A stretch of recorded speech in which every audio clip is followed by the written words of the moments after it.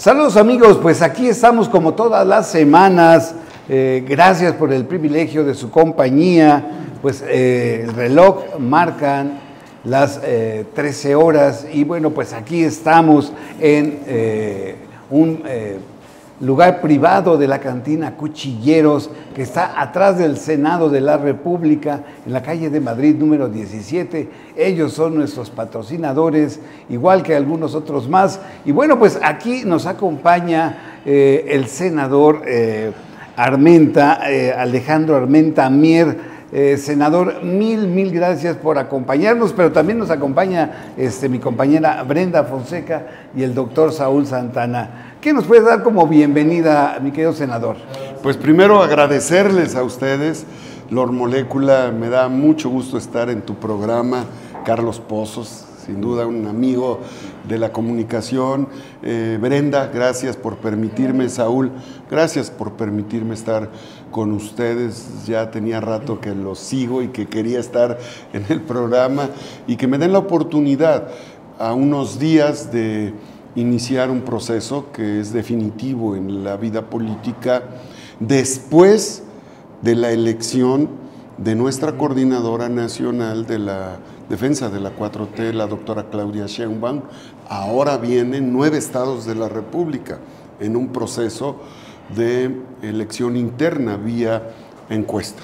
Y lo que nosotros hemos dicho ayer, que me registré, los lunes doy rueda de prensa en Puebla, me registré antes, a la 1 de la mañana, aquí está, miren, aquí está, ya el registro. A ver, acá esta cámara. Porque yo he aprendido en Puebla, en los mercados, en los tianguis, que al que madruga, Dios le ayuda. Así es. Y para uno que madruga, otro que no duerme. Ese soy yo, ¿por qué?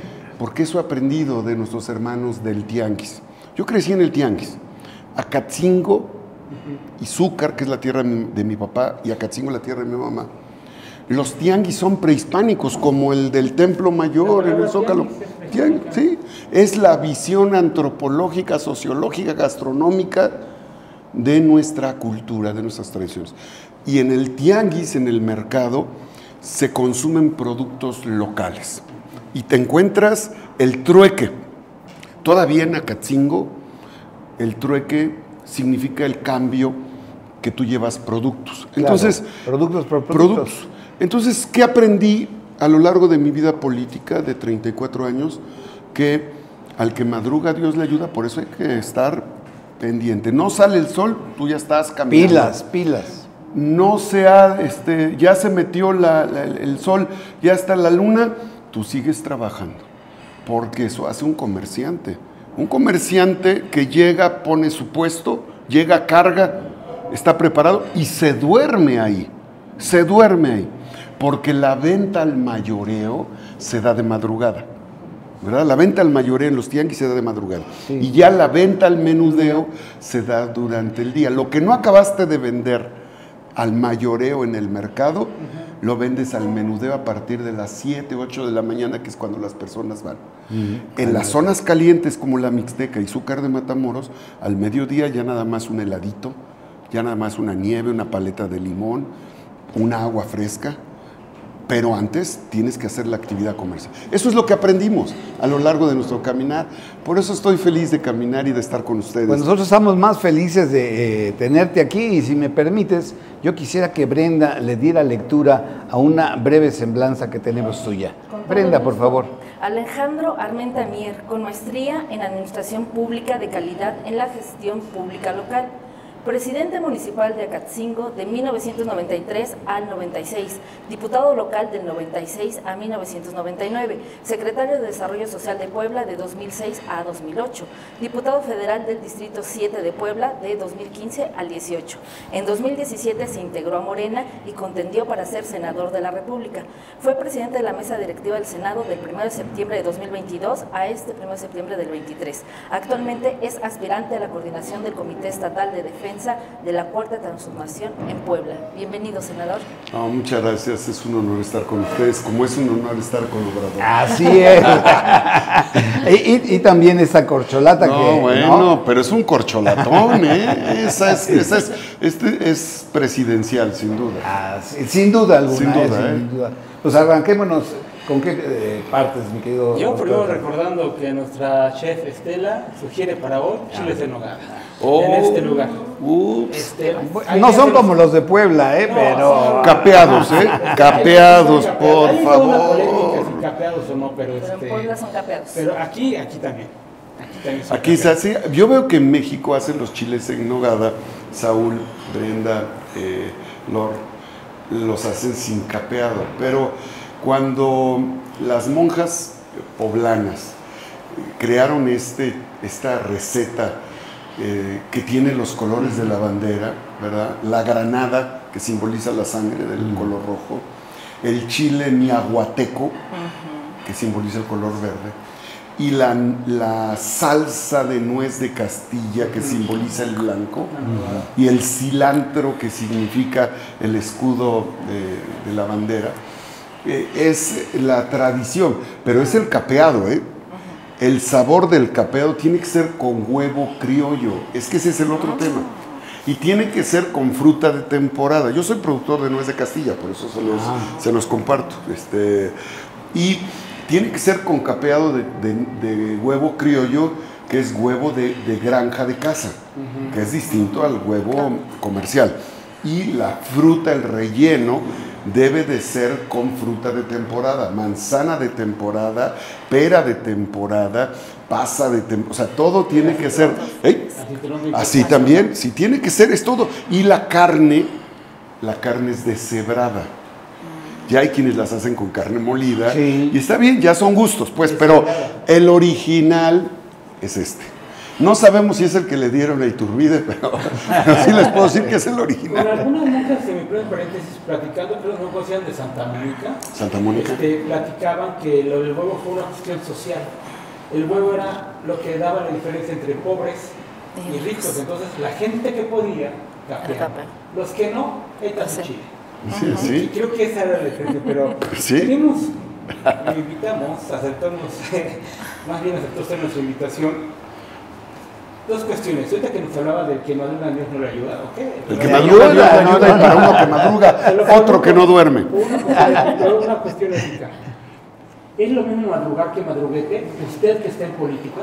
No es lo mismo, porque madrugar significa levantarte temprano, acompañar el esfuerzo comunitario, social.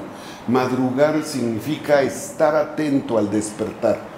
El madruguete significa que das la espalda y que te pegan por atrás.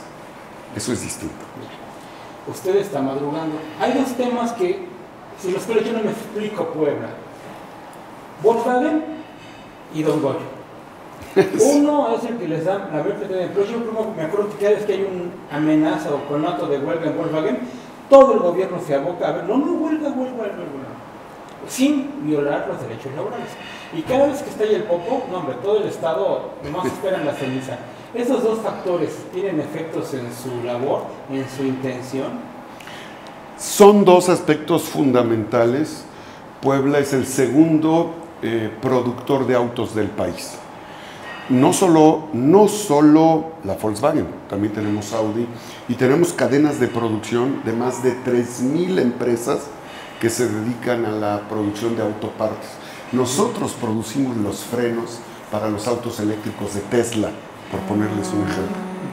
Y en Puebla, en la zona de Libre Cerdán, se está instalando el área de armería del ejército. Entonces es Puebla, de la Fábrica Nacional de Armas. Pero sin duda Don Goyo es el primer volcán montaña que nos recuerda la grandeza a la que tiene derecho Puebla. ¿Por qué? Porque para las y los poblanos, todos los días la Madre Tierra nos recuerda que está el Ixtapopo, el Paso de Cortés. Sí, ¿cómo no? Algunos no entendemos todavía la magnitud de lo que tenemos como obligación en el concierto del desarrollo para México, los poblanos, las poblanas. Por eso está la Malinche. La Malinche está en el límite con Tlaxcala, otra montaña, ya vamos 3, Ixtaccíhuatl, Popocatépetl, Malinche.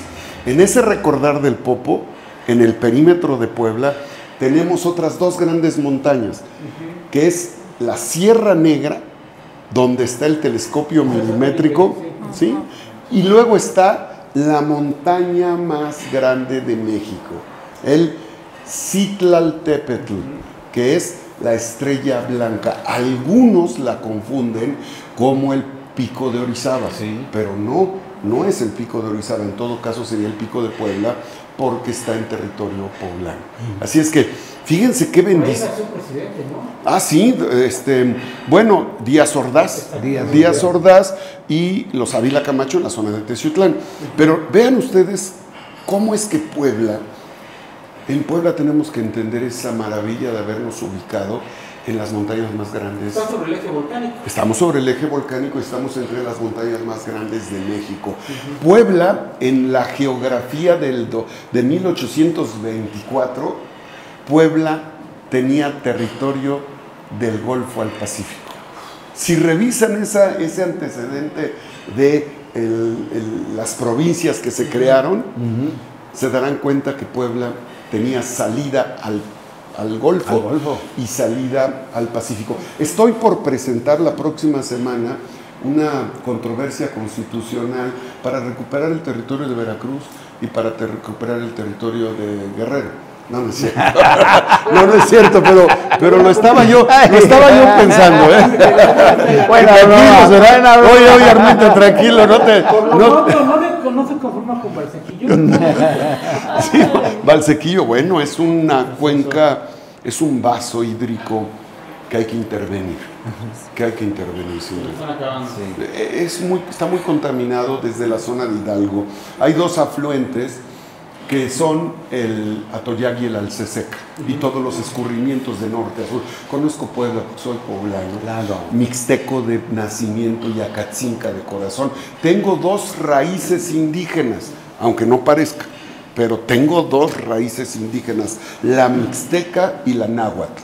La mixteca, que es toda la zona de lo que es Atlisco hacia los límites con Morelos, que es Acatlán, Tepeji, Chiautla, Chietla y Zúcar de Matamoros con cabecera, y del otro lado que es Cerdán, que es la zona de Acatzinco, tierra de Carrocero, Tepeaca, que es una zona con una gran vocación comercial.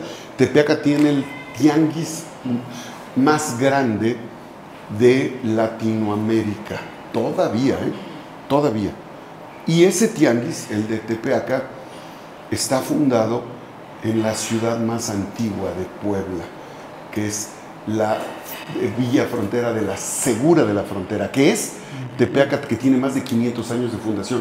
Tepeaca se fundó antes que la ciudad de Puebla. ¿Como para qué? Ya que habla usted de la privilegiada ubicación geográfica que ha tenido y tuvo Puebla, actualmente tenemos una cuestión fundamental, que es el tren interoceánico. ¿Qué pasa con eso? Estoy feliz, y cada vez que yo recorro los tianguis, los mercados, hablo con los empresarios, micro, pequeños, medianos, hablo con los grandes empresarios y les digo, ayer estuvo el secretario general en Puebla del Politécnico Nacional. Lo llevamos. Habló de litio y de lo que promovimos con el presidente de la República para la rectoría y recuperación de litio. Y hablamos del tren interoceánico. Puebla se debe de subir al tren interoceánico, está obligada. La capacidad productiva de Puebla se le presenta una oportunidad envidiable. Les decía ayer a los empresarios, porque ayer estuvieron los empresarios industriales textiles, que es otra industria como la automotriz muy importante. Muy fuerte. Y les comentaba, si Winnipeg, Canadá, si pudiéramos imaginarnos el continente americano y pudiéramos visibilizar en el norte del continente a Winnipeg, Canadá, en el centro de Canadá, en el territorio de Canadá, hay una vía ferroviaria que atraviesa Canadá desde Winnipeg. Toda la zona industrial productora de tecnologías e insumos se concentra en Winnipeg, entra por el norte de Estados Unidos, atraviesa la Unión Americana, Búfalo, y entra en Ciudad Juárez. De Ciudad Juárez entra al norte del territorio nacional, pasa por Querétaro, Tlaxcala, y la cruceta ferroviaria más importante se llama Puebla en el oriente. Puebla se debe de subir al tren interoceánico. Si para Winnipeg, Canadá, es importante el tren interoceánico, claro, si para la Unión Americana es importante el tren interoceánico, ¿por qué para Puebla no puede ser importante? ¿No se perdió eso cuando se canceló el tren que, digamos, nosotros conocimos como el de Zaragoza? El que iba hacia Tehuacán. Desde Tehuacán, sí. Es que era Tehuacán, Oaxaca, pero hay una parte que está pendiente. Pero ahora el que tenemos de Puebla a Veracruz y de Veracruz Coatzacoalco está en perfectas condiciones y es el que tenemos que activar. Pero ¿qué debemos de hacer? Puebla es el primer productor de hortalizas hacia la Unión Americana. Somos los que le enviamos el cilantro a los más de 5 millones de poblanos que hay en la Unión Americana y 2.5 millones de poblanos en Pasay y Nueva York. Para los chiles en para los tacos y para todo lo que comen los mexicanos y los latinos. Somos los que enviamos pepino hacia lo que es el Medio Oriente y el Lejano Oriente, principalmente Japón. Somos los que enviamos la zanahoria y somos los que le enviamos el aguacate a el Super Bowl a través de Michoacán. Pero Michoacán lo vende porque está certificado por Senacica, se lo vende en dólares a Estados Unidos. Nosotros lo vendemos en centavos. Vamos a hacer el proceso de certificación porque en Puebla hay más de 20 municipios productores de aguacate. ¿Qué es lo que nosotros queremos? Venderle el aguacate a los estadounidenses, pero ya en su cajita, con, ya más para que lo destapen, con el guacamole bien preparado, los totopitos y todo lo que es. Esa es la visión de valor agregado. Eso se llama gobierno inclusivo, que utiliza la tecnología. Claro. Para eso le vamos a decir al Instituto Tecnológico y al Politécnico que nos ayude. Por eso llevamos al Politécnico a Puebla, porque queremos que desarrolle la industria del litio, porque hay litio en Puebla, porque queremos que desarrolle la industria agropecuaria, porque queremos ser el eslabón que pueda permitir que en el tren interoceánico, donde se va a traer cerca del 20% de las mercancías que pasan hoy por el Canal de Panamá, del Atlántico al Pacífico, hoy van a pasar por Puebla. Imagínense. Entonces, les estoy manifestando a mis amigos productores de Puebla que es una ventana de oportunidad que no hemos tenido en 100 años. Así es. En 100 años. ¿Ha registrado oposición a ese plan? No, porque ¿quién se puede oponer a que el productor agrícola gane más dinero?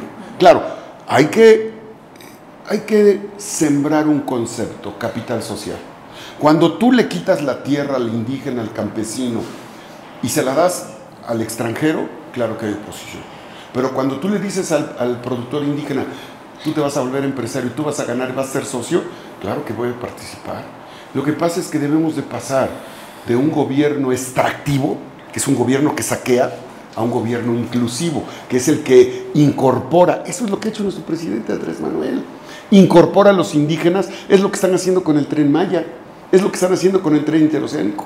Yo he dialogado con los secretarios del presidente y me han explicado cómo, por ejemplo, en el Tren Maya, en cada una de las paradas van a tener áreas de aprovechamiento y de conocimiento de toda la cultura, la gastronomía, el arte, las artesanías y todos los puntos de visita. Eso queremos hacer en Puebla, que en cada punto de interés cultural, artesanal, turístico, exista un paradero como si fuera un tren Maya, pero que sea una vía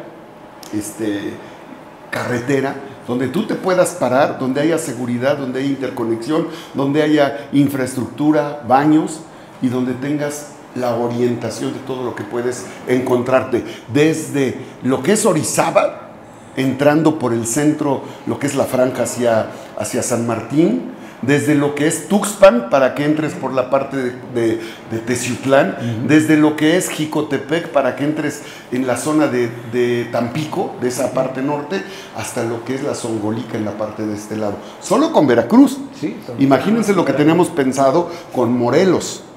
Imagínense lo que tenemos pensado con la Zongolica. Es hermosa, es un paraíso. Bueno, amigos, les recuerdo que estamos transmitiendo aquí desde Cuchilleros, vénganse, hay unos platos exquisitos. Está aquí en la calle de Madrid, número 17, atrás del Senado de la República. Y pues estamos con el senador Alejandro Armenta Mier. Y senador, a ver, creo que te faltó un elemento muy fuerte, que son los pericos del Puebla. No me los dejes afuera, porque yo fui a ver el partido aquí a la Ciudad de México con mis Diablos. Perdimos en esa ocasión, pero teníamos ahí a una porrista del Perico de Puebla muy entusiasmada y ganaron bien. La verdad, me parece que el presidente también ya recibió al equipo junto con el señor gobernador de Puebla. Y yo quisiera preguntarte, ¿por qué? ¿Por qué nace esa aspiración de ser gobernador? Uno, dos, los anteriores gobernadores de Puebla han tenido momentos trágicos y la muerte los ha envuelto. ¿No te dan miedo esas situaciones que han tenido tus antecesores? Y la tercera, ¿cuántos votos le prometería Puebla a la doctora Claudia Sheinbaum? Gracias, Lord Molécula. Bueno, primero a mí me da mucho gusto ver al presidente Andrés Manuel y al gobernador Sergio Salomón con la playera de los Pericos, y que la tuvo, qué orgullo, la playera de los Pericos aquí, y el presidente la tuvo y reconoció y dice: felicidades, Pericos. Mañana van a estar en el Senado de la República Ignacio Trigueros Tirado, el ejecutivo de Pericos de Puebla, y Enrique Alfonso, vicepresidente, Sergio Omar, José Alarcón, todos los que... ¿Jugadores también? Sí, jugadores, Joel Aarón, el promotor deportivo, y algunos jugadores. Van a estar en el Senado, van a recibir un reconocimiento. ¿Por qué? ¿Por qué querer participar? Por todo lo que les acabo de decir. Por la emoción que significa poder servir, por la importancia que representa que Puebla corra más rápido en el progreso que Veracruz, que Nuevo León, que Jalisco, que Querétaro. Observamos estados de la República que se han acelerado en el desarrollo a favor de la población. Y Puebla, que está sentado en este territorio que les hablo de grandeza, con las montañas, con los volcanes, con la ruta, con el Paso de Cortés, Puebla tiene que contribuir al desarrollo nacional. Llegar al 2030 como un motor del país. Queremos ser un motor. ¿Siente que Puebla se frenó de repente? ¿Como que bajó el paso? Sí, y yo no quiero endosarle a ningún gobernador esa tragedia económica, porque es una tragedia el hecho de que en 6 años hayamos tenido 8 gobernadores. Yo soy administrador público de profesión, estoy terminando mi doctorado, y la administración, que es el alma del gobierno, que es el espíritu del Estado, en las tesis de la teoría del Estado,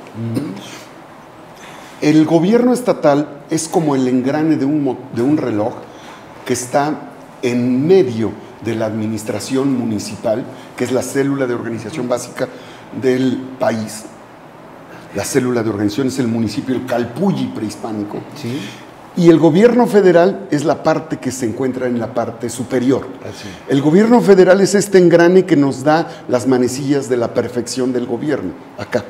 Pero el motor principal de ese engrane es los gobiernos estatales. Entonces, los gobiernos estatales articulan al gobierno federal y al gobierno municipal. Cuando en 6 años tienes 8 gobernadores y la gobernadora, se desarticulan. Solo les voy a poner un ejemplo: el mando policíaco, el mando de seguridad. Mientras los grupos delictivos tienen una creciente organización y tecnología permanente. Casi empresarial, ¿no? Casi empresarial, con tecnología de punta. Solo el Ejército y la Guardia Nacional puede hacer frente a los grupos delictivos organizados. Un gobierno estatal que dura menos de un año, durante 6 años, cuando cambia el mando policíaco, no solo cambia el secretario de seguridad o el director de la policía judicial, sino cambia todo el equipo central. Se paraliza la operación en materia de seguridad y entonces avanzan los grupos delictivos. No solo eso, los planes de administración municipal, estatal y federal, que solamente articulados pueden combatir la pobreza, la marginación con programas, se desarticulan.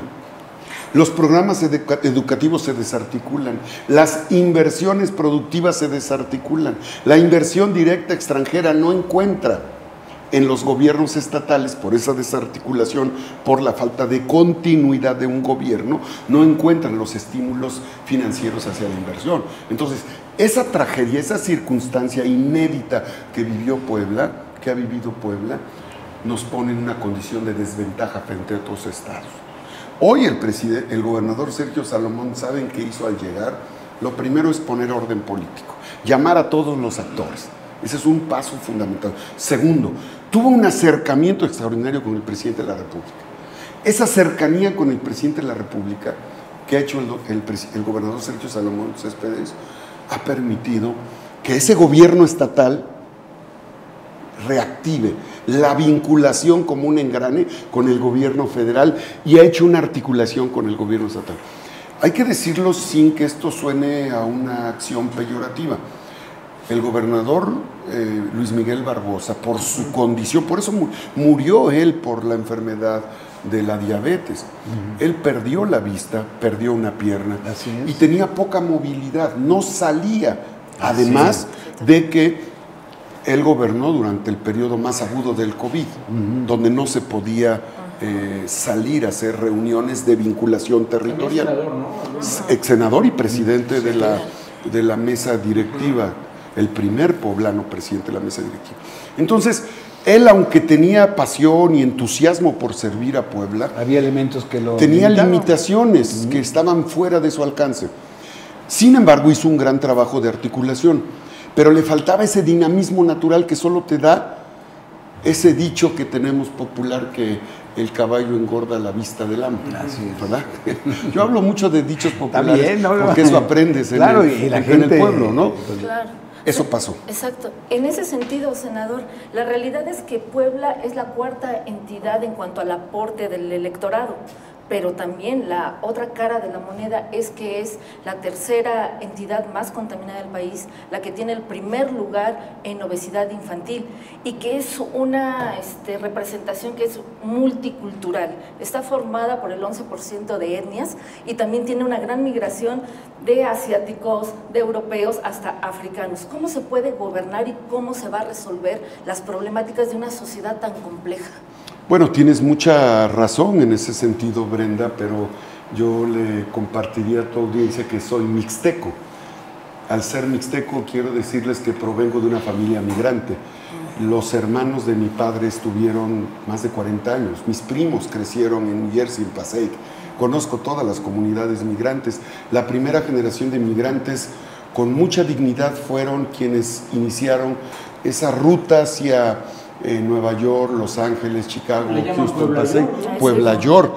Y ellos heroicamente llegaron a lavar platos, ellos heroicamente llegaron a limpiar los cines, ellos heroicamente llegaron a hacer trabajos agropecuarios. Hoy son empresarios, hoy son parte de la cadena productiva de las cámaras de comercio de Chicago, de Houston, de Yonkers. Los conozco y ellos quieren invertir en Puebla, quieren invertir en fábricas que puedan producir paneles solares para que dotemos a las escuelas, a los mercados, a los tianguis, a las casas de salud de tecnología que les permita abatir el costo de producción y poder aprovechar en el desarrollo industrial para la producción tanto agropecuaria como para los servicios. Y en el caso de la comunidad indígena, bueno, los mixtecos tenemos un origen indígena. Los acatzincas fuimos parte de una comunidad que a la llegada de Cortés y pasar por la Segura de la Frontera, Tepeaca, antes por Acatzinco, la tierra de los carrizales para el Gran Señor, se enfrentaron a Tecuelcatzintecutli. Tecuelcatzintecutli fue el último caudillo acatzinca que enfrentó a los tercios españoles. Yo provengo de ese origen, aunque no pareciera, ¿verdad? Pero sí provengo de ese origen indígena que a mí me permite entender la composición de los mixtecos, de los náhuatl, de los popolocas. Por eso tengo una vinculación muy grande. ¿Qué queremos las comunidades originarias? No necesitamos dádivas, no queremos ayuda, exigimos respeto. Necesitamos que nos den el lugar que nos corresponde, que respeten nuestras tradiciones, que permitan el empoderamiento indígena que se encuentra avasallado por la interculturización que está a través del mercado destruyendo el potencial antropológico que nos ha dado vigencia. Las comunidades originarias son depositarias de la riqueza natural. Son los que cuidan el agua, son los que cuidan el petróleo, son los que cuidan la tierra y son los que están preservando la naturaleza. Entonces, tenemos que entender que ese 11% de población indígena tiene el derecho a sobrevivir en los términos que se encuentra y tiene el derecho a ser parte de la riqueza nacional. Por eso el concepto de capital social debe de ser fundamental en la explotación minera y en la explotación de los recursos naturales. ¿Qué significa el capital social? Que el indígena, el ejidatario, el comunero, pone su capital social, que es la tierra, para el desarrollo y el aprovechamiento minero, del petróleo, del litio, de los minerales estratégicos, de las tierras raras. Senador, ya nos habló de la relación y respeto con los indígenas, los empresarios. ¿Cuál es la relación que usted propone con la Iglesia Católica Poblana, tomando en cuenta que tiene lugar con Cholula, con 300 iglesias, que tienen toda una... Bueno, todos los que usted mencionó son católicos, hasta donde yo sé. Y bueno, tiene incluso un santo que no se descompone, San Sebastián de París, ¿no? ¿Cómo va a ser la relación con la Iglesia Católica? Bueno, sin duda, esta es una vinculación muy importante, Saúl. Pero antes, no quiero dejar de contestar lo que me preguntó Brenda. Cuando fui presidente municipal fue por plebiscito, formados en filas. Cuando fui diputado suplente fue por elección local. Cuando fui diputado local propietario fue por elección directa. Cuando fui diputado federal fue por elección directa. Cuando fui senador obtuve en equipo, siempre en equipo, 1,5 millones de votos. Nosotros tenemos la obligación de aportarle a la doctora Claudia Sheinbaum una meta estimada de 2 millones de votos. Sí lo podemos decir, sí nos podemos atrever a señalar que podemos aportar 2 millones de votos porque somos capaces de sumar todas las fuerzas, estas que les acabo de comentar, y el último antecedente es que en el 2018 obtuvimos en equipo para la Senaduría de Puebla 1,5 millones de votos. Entonces, ¿cuál es nuestro objetivo para el 2024? 2 millones de votos para la doctora Claudia Sheinbaum, que contribuya al triunfo electoral que deseamos para que ella retome el legado revolucionario, el legado nacionalista, el legado patriótico que ha implementado el presidente Andrés Manuel desde el 2018. Para ello, en esta composición pluriétnica, cosmopolita, pluricultural, el mejor ejemplo es el Choloyán. El Choloyán con la iglesia que tenemos en Cholula, donde está sentada la iglesia monumental, que en las fotografías de oriente a poniente vemos la iglesia encima de la pirámide y vemos el volcán al fondo. Esa fotografía que ha dado la vuelta al mundo refleja los orígenes prehispánicos, la Puebla colonial y la Puebla cosmopolita de estas migraciones españolas, inglesas, japonesas, chinas, afroamericanas. Bueno, ahí es una parte, pero también tenemos a los voladores, no de Papantla, a los voladores de la sierra, que son los voladores de Cuetzalan y de Zacapuaxtla.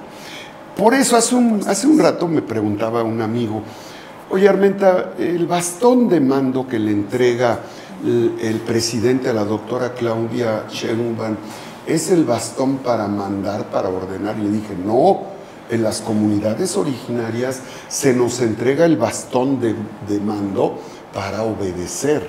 ¿Por qué?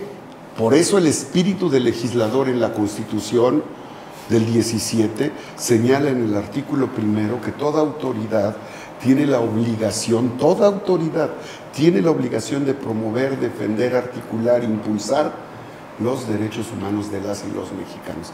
Eso significa el bastón de mando, obedecer. Muy contrario a la imagen del cetro europeo que ha intentado la oposición comparar, ¿no? Bueno, el cetro europeo es la visión de la monarquía, Exacto. es la visión de la élite aristocrática que manda, que ordena, y que el bastón de mando tiene como significado la contradicción o la visión opuesta a ese concepto, porque si algo hemos podido rescatar de nuestras comunidades originarias es el sentido de comunidad en esa lógica.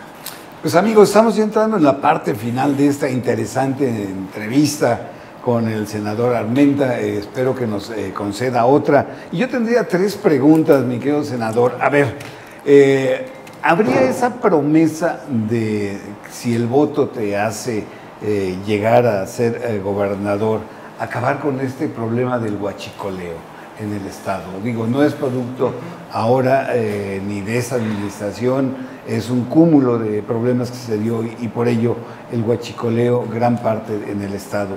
La segunda, para esos 2 millones de votos, ¿habrá eventos masivos por parte de tu campaña o irás a tocar puerta por puerta, casa por casa para convencer? Y finalmente, estamos a 1 año y 4 días para que concluya esta administración. ¿Qué evaluación le darías a estos 5 años y a este año y medio que le resta al presidente de todos los mexicanos? ¿Cuál es tu análisis? ¿Cuáles son, si acaso, algún tropezón o los aciertos que ha tenido esta administración? Gracias, Carlos. Lord Molécula. Yo estoy convencido de estar del lado correcto de la historia. Yo también. Y sin duda el presidente nos ha puesto un ejemplo que es innegable. Pasaron 50 años para que un gobierno con una crisis financiera y económica como representó el COVID, que se construyera no solo una refinería, sino 2. Nunca antes se le había comprado a un país como Estados Unidos una refinería como la de Buen Depa. punto. Sí. Estamos a un paso de lograr la soberanía energética, dejar de comprar gasolinas. El siguiente paso, el presidente Andrés Manuel lo ha dicho, pasar a la producción de hidrocarburos. Vendemos un barril de petróleo en $50 e importamos $2.500 de productos derivados de la petroquímica para todo el desarrollo industrial y humano. El futuro de México es el desarrollo industrial de la petroquímica y el desarrollo industrial de la litioquímica, con el bromuro y cloruro de litio, que son base de la industria farmacéutica, de la industria nuclear, de la industria de la tecnología y de la industria de las telecomunicaciones, sin descontar la industria automotriz, las energías limpias y la transición energética. Esa es la base. El presidente Andrés Manuel ya puso la base del desarrollo industrial para nuestro país y le ha recuperado la patria y ha separado el poder económico del poder político, que es la tesis de la Cuarta Transformación. Logramos la justicia tributaria, el que gana más paga más. Los bancos no pagaban impuestos, las grandes empresas transnacionales no pagaban impuestos.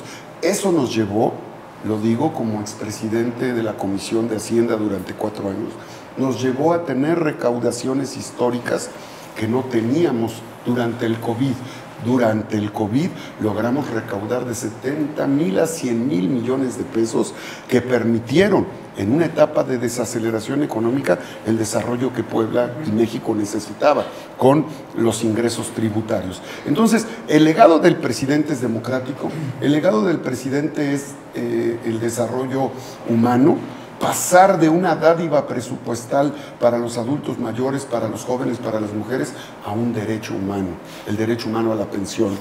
Pasar de una tesis protocolaria, discursiva de defensa de los derechos de las mujeres a una vida digna, libre de violencia, a una ley que criminaliza realmente, que logra detener el abuso y la violencia de género a una disposición jurídica que pone a la mujer en el centro de atención de sus derechos, a los jóvenes y a los niños. Y senador, y un presidente que ha gobernado sin fuero político, también. Sin fuero político, y un presidente que pasó de un presupuesto de la presidencia de más de 1,200 millones de pesos a 600 millones de pesos. La austeridad republicana ha permitido que en un solo sexenio, 5 años, tengamos el tren interoceánico, el tren Maya. Desde la época porfirista que no se tenía un boom en el desarrollo ferroviario. Solo el sueño preporfirista se imaginó el Istmo de Tehuantepec, que no pudieron hacer ni los ingleses ni los franceses. Lo intentó Porfirio Díaz y no lo pudo hacer. El presidente Andrés Manuel hizo. Esas grandes obras, sin duda, son históricas. Claro, ha enfrentado a esos cuadros económicos internacionales y esos intereses que tenían secuestrado a la patria. Cuando eso sucede y cuando expongo estos temas, les recuerdo la carta que Robert Lansing le envió al presidente Wilson en 1825,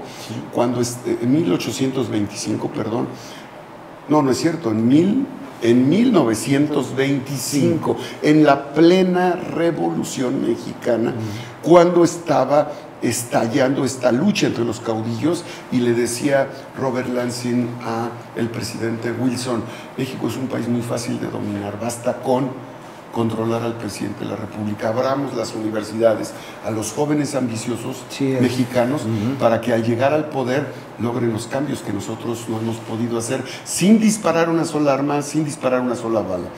No todos los mexicanos que han ido a estudiar a Estados Unidos tienen esa tesis en su haber. Hay muchos mexicanos y mexicanas que se han formado y desde esa formación han logrado contribuir al desarrollo de nuestro país. Pero entonces ese es el tema.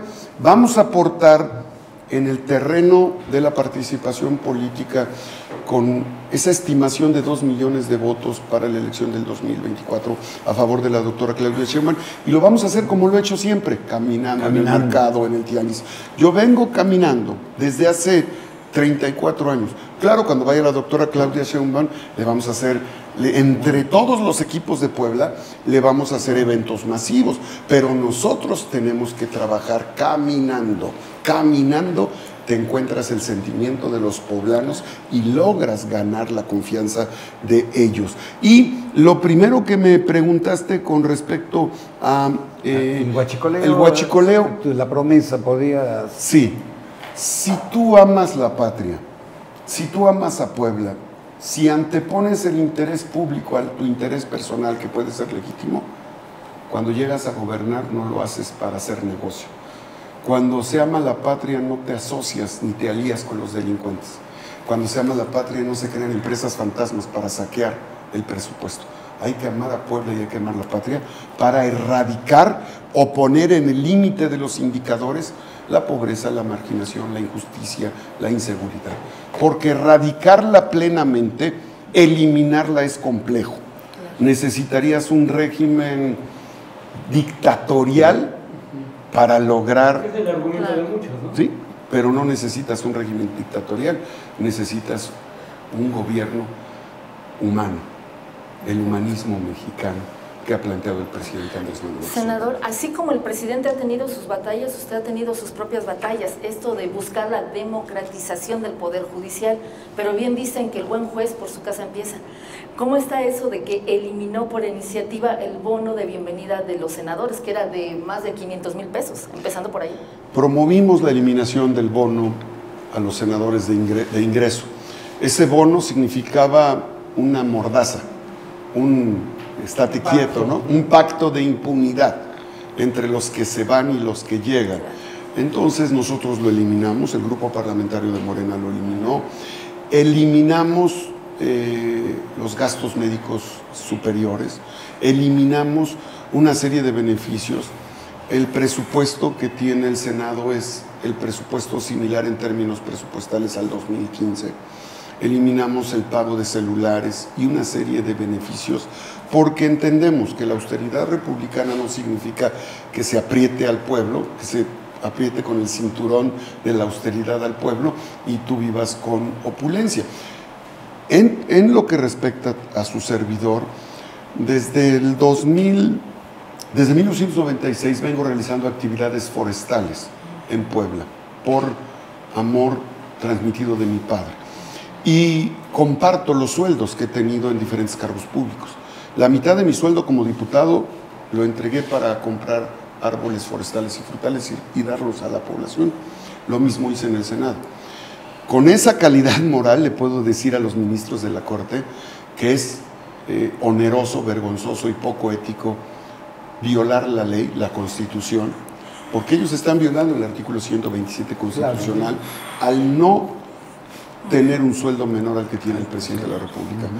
Cuando presenté la iniciativa para que se democratice el poder judicial, que es parte de la tesis para lograr que la justicia realmente atienda a las y los mexicanos, pues recibí una noche, a las 9 de la noche, un mensaje de WhatsApp donde la presidenta de la Corte me señaló, me quiso presionar y me dijo en el texto que si podría ver a los ojos a mis hijos por haber atentado contra los privilegios de ellas. Sí, y la verdad es que yo puedo ver a mis hijos a los ojos. No sé si ellos puedan ver a sus hijos a los ojos después de saber que mientras la mitad de la población vive en pobreza extrema y pobreza alimentaria, ellos viven al mes con lo que un trabajador se compraría durante 20 años una casa de interés social. Ellos cada mes podrían comprarse una casa de interés social de Infonavit con el sueldo mensual de un magistrado. Se comprarían una vivienda para un trabajador. Esas son las contradicciones sociales que no podemos permitir y que hay que entender. Claro, no solo eso, senador, sino que ellos, siendo los mayormente facultados para hacer valer la ley, son los primeros que la violan, porque en este caso estarían interfiriendo con el derecho que tienen, en este caso los legisladores, los senadores, de que no se le cuestione sus opiniones y mucho menos que impida su primordial ejercicio, ¿cuál es? Legislar. Ellos están atentando contra ese derecho constitucional. Bueno, hay una serie de privilegios, como bien comentas, Brenda, que no tienen los mexicanos. Quienes nos están viendo, podríamos poner otro ejemplo que es demoledor.